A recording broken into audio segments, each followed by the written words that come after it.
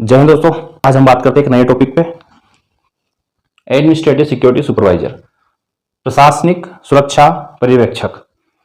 सुरक्षा पर्यवेक्षक पहले तो हम देख लें। सुरक्षा पर्यवेक्षक वह व्यक्ति होता है जो किसी भी संगठन में एक नेतृत्वकारी भूमिका निभाता है, जिसमें वह लोगों, संपत्ति आदि की सुरक्षा के लिए तैयारियां करता है और व्यवस्थित तरीके से उन सारे कामों को करने के लिए जिम्मेदार व्यक्ति होता है, जो नीतियां बनाता है, रणनीतियां बनाता है और उसके हिसाब से कार्य करता है। सुरक्षा पर्यवेक्षकों की मदद से हम खतरों, दिक्कतों आदि को नियंत्रित करने में इनका सहयोग लेते हैं और संगठन में काफी जिम्मेदारी इनके ऊपर होती है।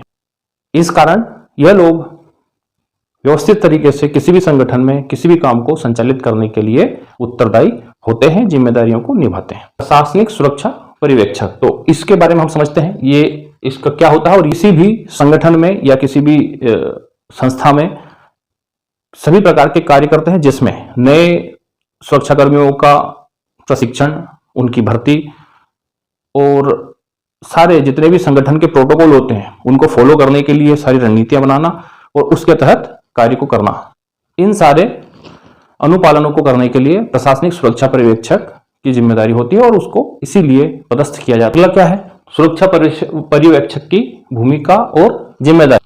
सारी सुरक्षा की जिम्मेदारियां होती है, उनकी सुविधाएं संपन्न करना होता है। और सुरक्षा पर्यवेक्षक मुख्य रूप से संगठन के सभी दस्तावेजों के भंडारण और उनके पूरी तरह से सुरक्षित रखने के लिए सभी प्रोटोकॉल का पालन करते हैं और संचालन करते हैं। प्रशासनिक संबंधी कार्य, क्या क्या प्रशासनिक कार्य करते हैं?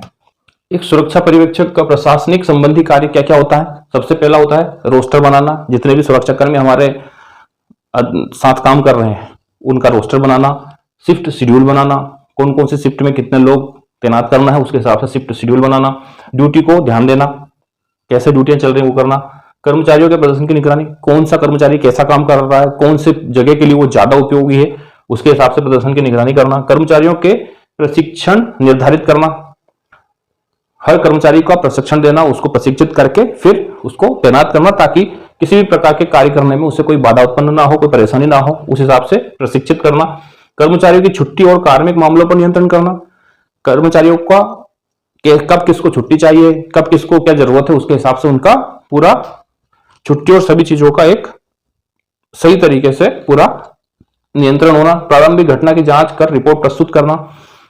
कोई भी घटना होती है तो प्रशासनिक सुरक्षा पर्यवेक्षक का काम होता है प्रारंभिक घटना की जांच करता है और उसके बाद वो पूरी रिपोर्ट अपने अधिकारियों को प्रस्तुत करता है। सुरक्षा पर्यवेक्षक द्वारा कुछ रजिस्टर भी संभाले जाते हैं, जिसमें सबसे पहला होता है कि जितने भी सुरक्षाकर्मी हमारे साथ है, जितना स्टाफ हमारे साथ है, उनका पूरा बायोडाटा हमारे पास कलेक्ट करके रखना, जिसमें उसका नाम, पता, मोबाइल नंबर, आधार नंबर और समस्त उसकी जो जानकारी है वो पूरे एक रजिस्टर में व्यवस्थित तरीके से बनाकर रखना, ताकि कोई भी रिकॉर्ड जब कहीं पे जांच पड़ताल के लिए या कोई जरूरत पड़े तो उसको प्रस्तुत किया जा सके। इसके लिए सुरक्षा पर्यवेक्षक अपने पास समस्त सुरक्षा कर्मियों का एक डाटा तैयार करके रखता है। किसी निजी क्षेत्र में एक सुरक्षा पर्यवेक्षक के पास में क्या क्या काम होता है?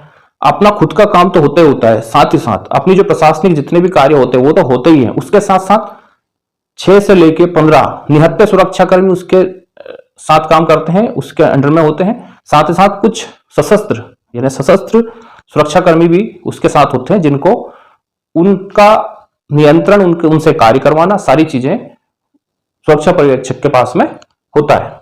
सुरक्षा पर्यवेक्षक की क्या भूमिकाएं होती हैं? सबसे पहला नए कर्मचारियों को प्रशिक्षित करना, दूसरा बजट बनाना, तीसरा लक्ष्य निर्धारित करना, चौथा इन्वेंट्री का प्रबंधन करना, पांचवा यह सुनिश्चित करना कि विभाग का प्रदर्शन कंपनी के मानकों के अनुरूप हो रहा है या नहीं हो रहा है। तो इस प्रकार से यह सुरक्षा पर्यवेक्षक अपनी भूमिका निभाता है, जिसमें कितना हमारे सुरक्षा का बजट है वो बजट तैयार करना, लक्ष्य निर्धारित करना, हमें क्या क्या कार्य करना है, क्या क्या हमें कार्य नहीं करना है, कौन सी जगह हमें ज्यादा ध्यान देना है, उस तरह से लक्ष्य निर्धारित करना। इन्वेंट्री, सुरक्षा विभाग के पास जितना भी सामान आना जाना होता है उन सभी का इन्वेंट्री रखना और उनको पूरी तरह से तैयार करना और उसका पूरा लेखा जोखा अपने पास रखना। ये सारा प्रबंधन, ये सारी भूमिकाएं, ये सारे कार्य एक सुरक्षा पर्यवेक्षक के पास में होती है, वो भूमिका निभाता है। सुरक्षा पर्यवेक्षक की क्या तैयारियां होती हैं किसी संगठन में जब वो ड्यूटी करता है, तैनात होता है, तो वो क्या क्या अपनी तैयारियां रखता है।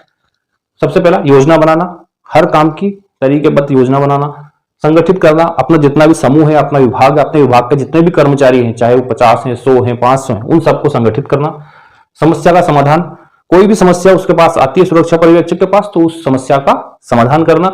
निर्णय लेना, कब कौन सा निर्णय लेना है, कौन सा उसको कार्य करना है, उस हिसाब से उसको क्विक रिस्पॉन्स देना है, उसको निर्णय लेना है और कार्य को करवाना है। प्रत्यारोपित करना, किसी भी उसको पूरी तरह से प्रत्यारोपित करना, प्रेरित करना, हर कर्मचारी को प्रेरित करना, प्रोत्साहित करना, प्रभावित करना, अपनी कार्य कुशलता से हर व्यक्ति को प्रभावित करना, संचार करना। किसी भी संस्था में सुरक्षा पर्यवेक्षक हर विभाग के लोगों से संचार करता है, उनसे कम्युनिकेशन बनाकर रखता है और कार्य को आसान करने की कोशिश करता है। संघर्ष का प्रबंधन करना, किसी भी प्रकार के संघर्ष को, किसी भी चुनौतियों को, उनको निपटने के लिए, उनसे निपटने के लिए सारी तैयारियां करना, उनका प्रबंधन करना। कोई भी संघर्ष होता है, कोई भी चुनौतियां सामने आती हैं, तो सुरक्षा पर्यवेक्षक अपनी कार्य कुशलता से उसका समाधान करता है और उसका प्रबंधन करता है।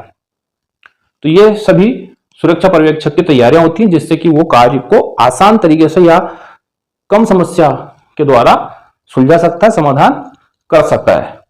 दोस्तों, आज की वीडियो में इतना ही। वीडियो देखने के लिए बहुत बहुत धन्यवाद। वीडियो को लाइक करें, शेयर करें, सब्सक्राइब करें और वीडियो देखने के लिए बहुत बहुत धन्यवाद। जय हिंद।